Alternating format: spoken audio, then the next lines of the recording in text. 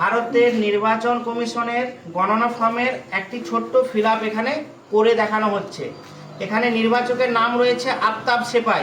এর form fill আপটা কীভাবে হবে সেটা আমরা দেখব।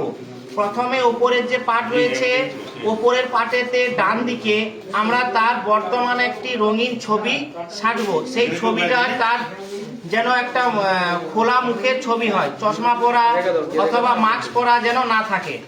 এই ছবির ব্যাকগ্রাউন্ড অবশ্যই সাদা অথবা হালকা কোনো কালার হওয়া বাঞ্ছনীয়। এবার আসি নেক্সট পার্টে। এই পার্টটা হচ্ছে 2025-এর তার কাছে যে বর্তমান ভোটার কার্ড রয়েছে সেই ভোটার কার্ডের তথ্য অনুযায়ী ফিল আপ হবে। জন্ম তারিখ আমার এখানে যা রয়েছে আমরা এখানে সেটাই ফিল আপ করবো। এখানে এনার জন্ম তারিখ রয়েছে, এখানে কোনো ডেট অথবা মাস নেই, শুধু সাল আছে, অতএব আমরা এখানে শুধু সালটাই লিখবো। 1993 এনার জন্ম সাল হচ্ছে 1993। এখানে যদি জন্ম মাস অথবা দিন থাকতো আমরা সেইটাই লিখতাম। যাদের আছে প্রথমে হবে দিন, তারপরে স্ল্যাশ দিয়ে মাস, তারপরে স্ল্যাশ দিয়ে সাল। এবারে আছে আধার নাম্বার ঐচ্ছিক। আধার নাম্বার আমরা চাইলে দিতেও পারি, নাও পারি। এখানে যে যে চান দিতে দিয়ে দেবেন। এবার রয়েছে মোবাইল নাম্বার। ওই ব্যক্তির মোবাইল নাম্বার যে 10 ডিজিটের যে মোবাইল নাম্বার বর্তমান সেটা যিনি ব্যবহার করছেন এবং যেটা তাকে সবসময় তার মাধ্যমে যোগাযোগ করা যাবে সেরকম একটি মোবাইল নাম্বার আমরা এখানে দেবো। এবার আছে তার পিতার বা অভিভাবকের নাম। এখানে তার পিতার নাম রয়েছে জাবের আলী সেপাই, এটা লিখবো জাবের আলী সেপাই। এবারে পিতার বা অভিভাবকের এপিক নাম্বার। এখানে ওনার ভোটার কার্ডটাতে যে এপিক নাম্বার রয়েছে সেটা আমরা দেব। যদি না থাকে এখানে লেখা আছে যদি থাকে দেবো, যদি না থাকে দেওয়ার প্রয়োজন নেই। এবারে আছে মায়ের নাম। এই ব্যক্তির মায়ের নাম রয়েছে আঙ্গুরা সেপাই।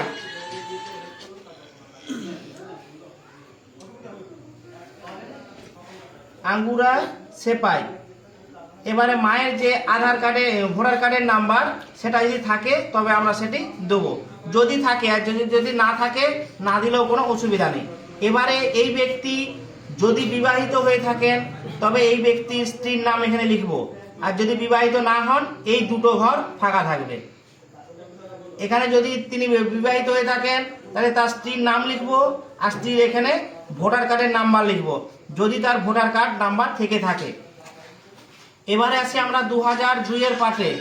2002-এর পাটে এই পাশেরটা হচ্ছে এই ব্যক্তি যদি 2002-এর লিস্টে নাম থাকে, অর্থাৎ এনার বয়স যদি 40-এর থেকে বেশি হয় তবেই এনার আমরা এই দিকটা ফিল আপ করবো। যেহেতু এনার বয়স 1993 অর্থাৎ 40-এর কম, ওনার জন্য এই দিকটা ফিল আপ হবে না।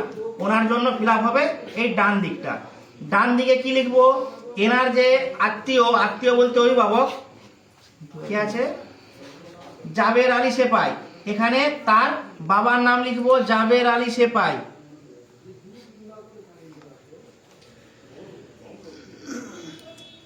এনার এপিক নাম্বার যদি থেকে থাকে তবে আমরা দেবো। এখানে এনার এপিক নাম্বার আছে, এপিক নাম্বারটা আমরা দেবো যেটা 2002-এর লিস্টে রয়েছে।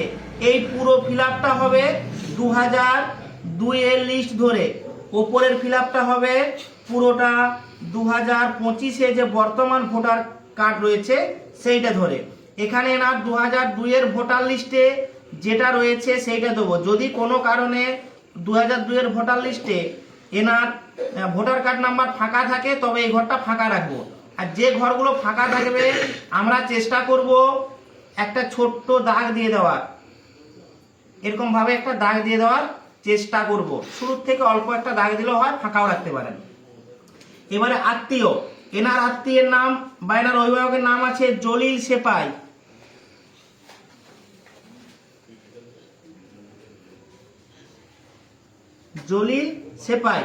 জলিল সেপাই। এবারে সম্পর্ক। এনার সাথে এনার যে সম্পর্ক সেইটা আমরা এখানে লিখব পিতা বা বাবা। জেলা হচ্ছে হাওড়া, রাজ্য পশ্চিমবঙ্গ, বিধানসভার ক্ষেত্র সাঁকরাইল। এবারে 2025-এর ক্ষেত্রে সাঁকরাইল বিধানসভা ক্ষেত্রের নাম্বার হচ্ছে 174। এক্ষেত্রে 174 এটা বর্তমানে, কিন্তু 2002-এর ক্ষেত্রে ছিল 169। আমরা এখানে লিখব 169। এখনের পার্ট নাম্বার 118। এই ব্যক্তির বর্তমান যে বিধানসভা তার পার্ট নাম্বার 118, কিন্তু 2002-এ এই ব্যক্তির পার্ট নাম্বার ছিল 1, অতএব 1 লিখব।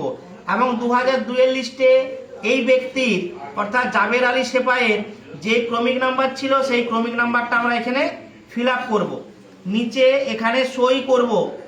এবারে যার নামে ফর্ম এসছে তিনি এখানে সই করবেন। তেনার অনুপস্থিতিতে তেনার বাড়ির কোনো গার্জেন এখানে সই করবেন এবং পাশে তার কি সম্পর্ক, কে হয় সম্পর্কে, এইটি লিখে দেবেন। একই রকম ভাবে আরেকটি যে ফর্ম দেওয়া হয়েছে একই রকম ভাবে এটিও ফিল আপ হবে। ধন্যবাদ।